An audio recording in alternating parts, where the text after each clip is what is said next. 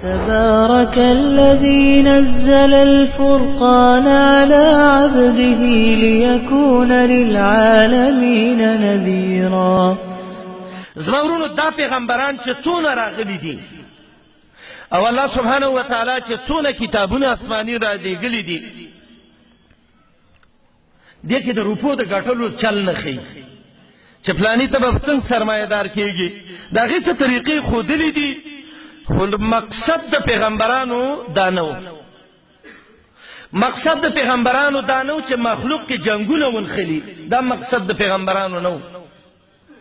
مقصد د پیغمبرانو دا نه و چې قومیت او نسبیت او مالداری او غریبی او په دې باندې خلک او افتخار شروع کی.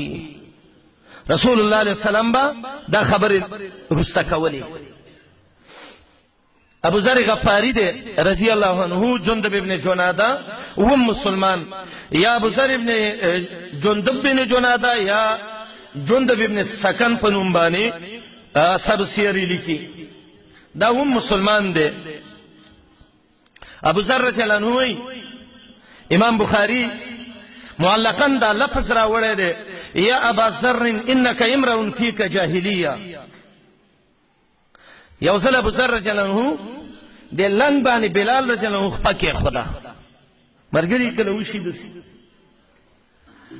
ابو ذر غفاری ته وایي یا ابن السوداء، یا د تور مخې ښځې بچی دی، مخ ته دې ګوره، زما دې لنګ ته وګوره، تر سپین مخ راله دا لنګ راله خړ کړ. سره زموږ ملګرو کې هم کله دا یو مرض پیښ شي، یو سره دوه درې روپاټې وشي، یا یو څلور پنځه واړه واړه بچي پیدا شي، یا چېرته سره خړو شنو موټرو خاوندان شي، یا د څلور پنځو چتو بنګلو خاوندان شي. نو دا که غریب یې بیا په خوا ورشي نو لته ورله ورکوي، زه د تور مخې زوی زما د خوا نه ځه. تاسې د الله د نبي تربیت ته وګورئ.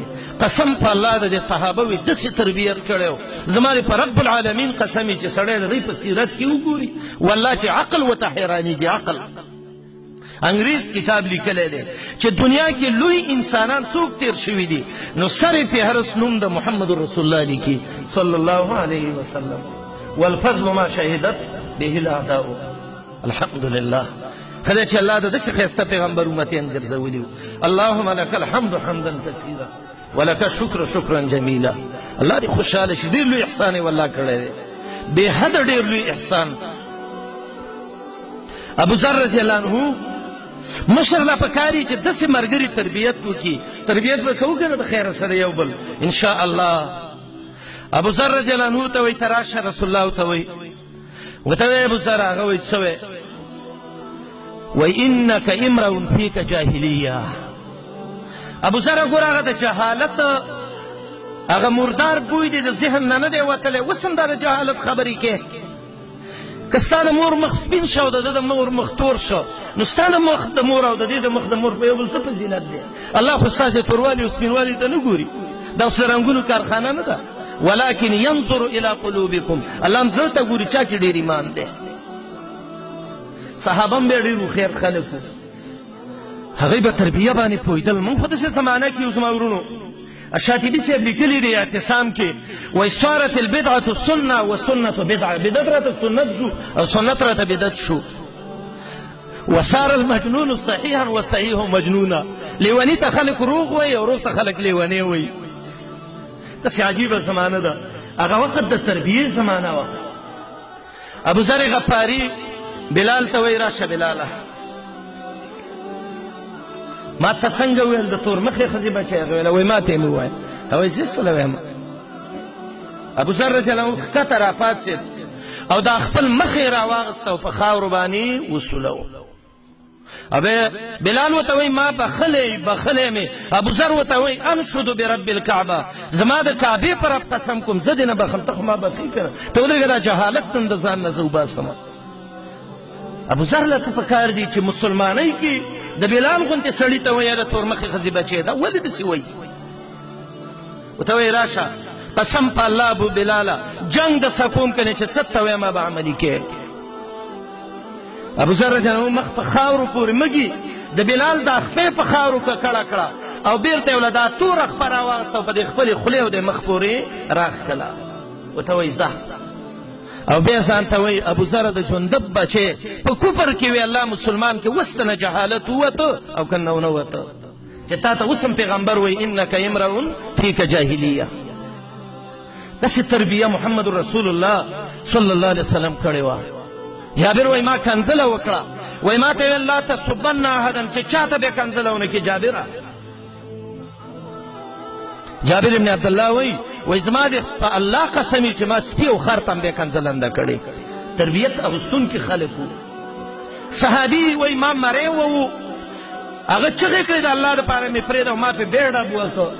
محمد رسول الله راته ویل د الله نه ویرېږه، دا ستا لاس ته الله ایښي دي، د دی څه وکړه تربیت وکړه. صحابي وایي ما ویل د الله دپاره دی ازادي. تربیت چې دی دا بهترین شی دی. تاسو په مدرسې د بورډ کې لیکلي دارالتعلیم والتربیه. علما وایي دا دوه ډېر ښایسته مصدرونه دي چې یو دا د علم مصدر دی او دویم تربیه مصدر دی. ولې تربیت څه ته وایي؟ امام راغب لیکلی دي انشاء شیء حالا فحالا الى حد التمام یا الى حد الکمال، چې تدریجا په تدریجا یو شی شروع کړي او سر ته ورسې. الله دې زموږ ښایسته تربیې دغه کړي. مقصد مې دا ورونو، الله رب العالمین پیغمبران را لیږلي دي، دې له را لیږلي دي چې زموږ او ستاسې تربیه پې وشي. بابا ابراهیم دعا کړې وه ربنا وبعث فیهم رسولا منهم، ای الله دې عربو کې یو پیغمبر راولېږي اله العالمین. یا الله چې اخلاق وله صحیح کړي، یا الله چې عقیدې وله صحیح کړي، یا الله چې تزکیې وله صحیح کړي. الله ته زورور او حکمتناک یې. الله دې عربو کې د داسې پیغمبر ضرورت دی. د الله نبي به ویلي علیه السلام وایي زه د عیسی علیه السلام زیری یم چې هغه زیری ورکړی ومبشرا برسول یاتي من بعدي اسمه احمد. او زه د خپل نیکه بابا ابراهیم دعا یم چې هغه ویلي ربنا وبعث فیهم رسولا منهم. پیغمبران الله دې له رالیږلي وو چې د دې مخلوق د خالق په منځ کې یو پړی دی او هغه پړی په کټ کېدو دی. الله پیغمبران راولېږل چې بیرته دا یو ځای کړي او د الله بندګۍ ته د الله بندګان جوړ شي. عمر بن الخطاب رضی الله عنه به ویلې د علم باره کې یو خبره به وکړو. مدارج السالکین کې امام ابن قیم د عمر بن الخطاب یو اثر راوړی دی، فایده پکې ډېره زیاته ده. عمر رضی الله عنه به ویلې ان الرجل لیخرج من بیته، یو سړی د کور نه وځي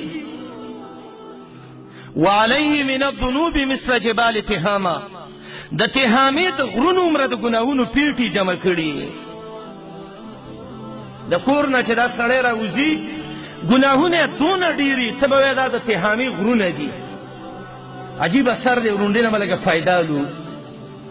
ان الرجل لیخرج من بیته، عمر بن الخطاب وایي سړی د کور نه راوځي وعلیه من الذنوب مثل جبال تهامه، د تهامې د غرونو عمره ګناهونو پیټې ده ځان له جمع کړي. فاذا خرج وجلس مجلس العلم والعلماء، کله چې دا سړی د کور نه راووته چې ویې کتل د طالبانو د قرآن مدرسه وه، علما ناست وو، دینداره خلک ناست وو، ایسته د سړی د هغې څه کېناسته. دلته یې قرآن او حدیث واورېده چې د ګناهونو څونه عذابونه دي. بیا یې اوس دا هم واورېده چې توبې دروازه هم نه ده بنده شوې. فاستغفر وتاب الی الله، بخنه یې د الله نه وغوښته او الله رب العالمین ته توبه ویستله. ګورئ ورونو، دا سړی د کور نه راوتلی و، ګناهګار و، د تهامې د غرونو عمره ګناهونه یې جمع کړي وو. خو چې کله د علم او د علماو څخه کېناسته، د دین نه خبر شه، الله ته توبه تایب شه او توبې ویسته. وایي فرجع وليس عليه مثل شعرة من الذنوب. ماشاء الله. وایي دا سړی چې واپس کور ته ځي نو داسې صفا د ګناه نه ځي چې د یو ویښته عمره ګناه هم په ده کې نشته دی. هغه د تهامې عمره، د غرونو عمره ګناهونه د علم په مدرسه کې په کېناستلو باندې الله سبحانه وتعالی ختم کړه. ماشاء الله. عمر بن الخطاب وایي لا تفارقوا مجالس العلم والعلماء، کم ځای کې چې دینداره خلک ناست دي او کم ځای کې چې دینداره طالبان د قرآن او حدیث دي، دی نه مه جدا کېږئ، دې کې ډېر خیر دی. عبدالله بن مسعود چې به راغی او دا د قرآن طالبان به یې ولیدل، نو عبدالله بن مسعود به ویل مرحبا بینابیع الحکمه، ومصابيح الدجى خلقان الثياب جدد القلوب ريحان كل قبيلة مرحبا بكم یا مرحبا. وای دا د قرآن او د حدیث طالبان، دا د الله د دین خدمت کوونکي خلک، دا د تورتم کورونو رڼاګانې دي. وای اگر که د دوی کپړې او جامې خیرنې، خو د دوی زړونه د علم او د ایمان چینې دي. مرحبا بهم، ستړي مشي دي، په خیر دې داسې راشي. زما ورونو دا علمي مجلسونه نه دي، دې کې والله العظیم دونه خیر دی چې سړی ورته حیران شي.